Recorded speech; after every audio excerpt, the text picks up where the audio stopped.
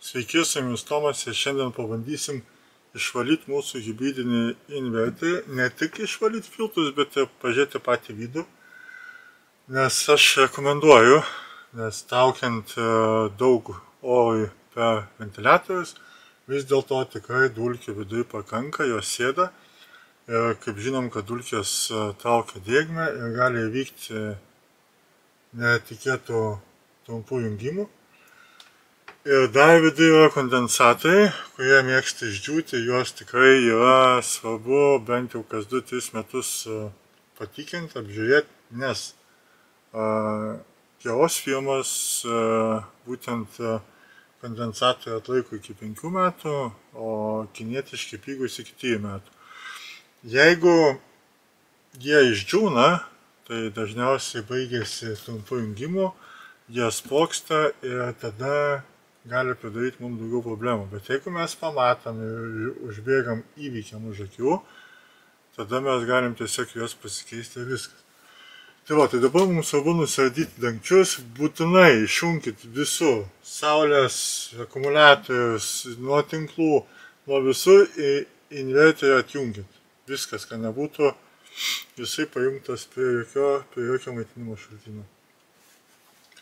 O ką, mes tada tęsiam darbus, aš jau kaip vienoj pusėje atsisukau varžtelius, liko čia atsisuk 2, liko šitą nusimti irgi varžtelį, tai mes tą dalyką ir padarykim tada.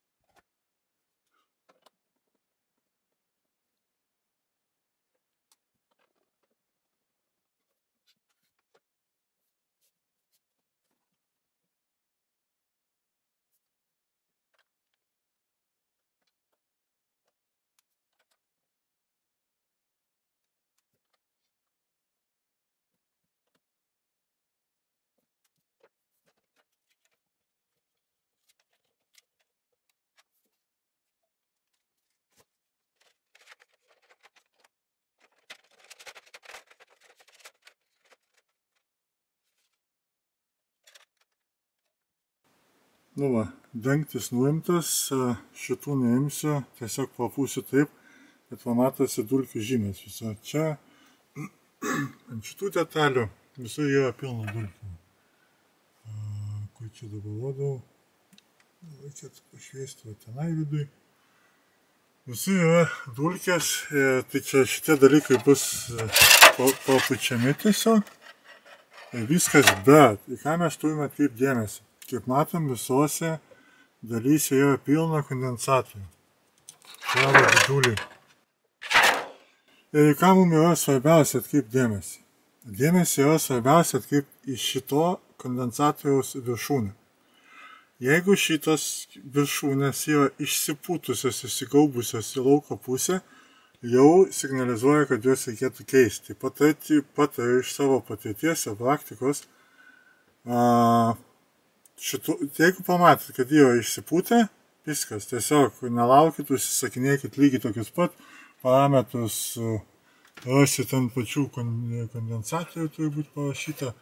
Užsisakot tokius pat, jau būtent persirituojat. Tai va, jų yra visur pilna, yra čia pilna, jau čia ten būtų pilna, ten reikės gal pagauti daugiau laiko patikinti tą vidų. Ir kitas dalykas yra, čia va jau daug. Žiūrėkite, čia 3, čia 2, čia 1 ir čia 2 yra.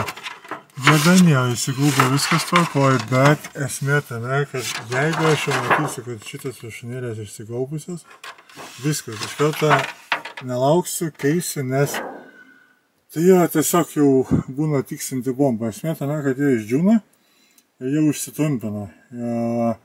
Būna dažnai, kada užsitrumpina, jie sprogsta, bet pakeitus dar galima atkurti sistemą. Bet būna, kad sistemą jau nebeatkursi. tiesiog kažką jos užtumbina, spoksta dar kažkas, būna dažnai spoksta tokios juodos detalės šalia. Ir viskas, ir tada jau reikia galvoti, kaip toliau viską taisyti arba vežti meistrą.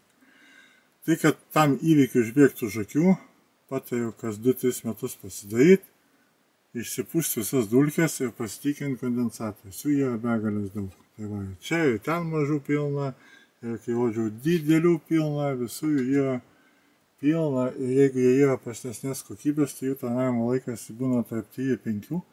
Jeigu geros firmos, tai būna biškį ilgiau, nuo 5 ir biškį daugiau. Tai va, o dabar ką mes tiesiog imsim kompresorių ir išsiputinėsim viską.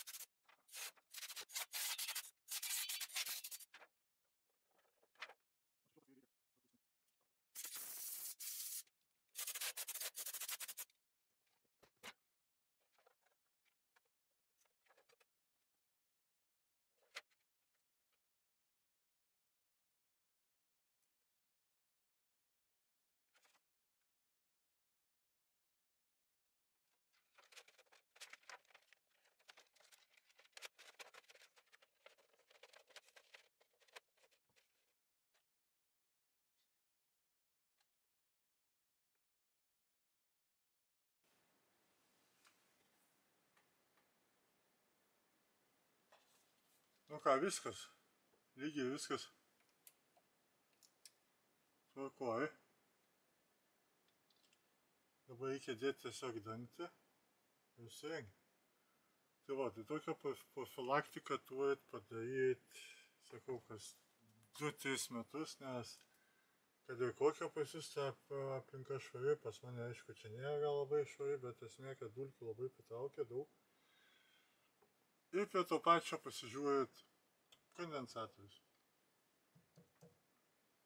elektrolitinius, nes jie yra linkę išdžiūti, jų tarnavimo laikas yra, sakau, nuo 3-5, jeigu geresnės nuo 5 ir daugiau. Jeigu jie išdžiūna, būna negerai, tai o jeigu jūs užėję pamatėt, kad įsipūtė, pakeičiat, viskas, vėl toliau aparatūra veiks normaliai. Ką, dedam dangtį turbūt?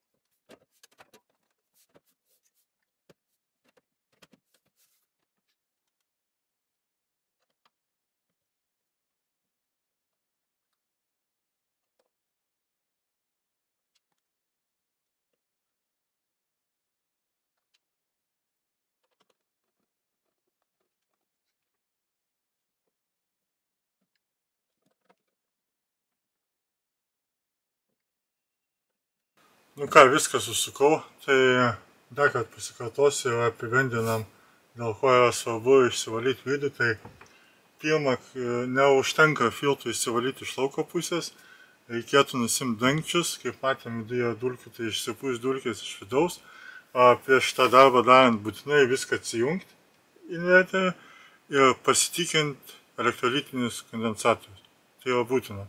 Nes elektrolitiniai kondensatoriai, tarnavimo laikas nėra toks ilgas, tai kad užbėgti įvykiam už akių, jeigu pamatėm, kad elektrolitinis kondensatorius yra šiek tiek išsipūtęs, viršūnėlė pati, viskas, ieškam tokio pat, keičiam, nelaukiam.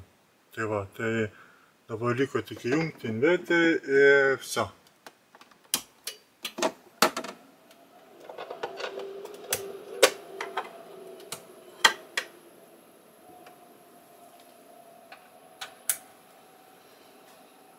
Tai tiek, su jumis buvo Tomas ir iki.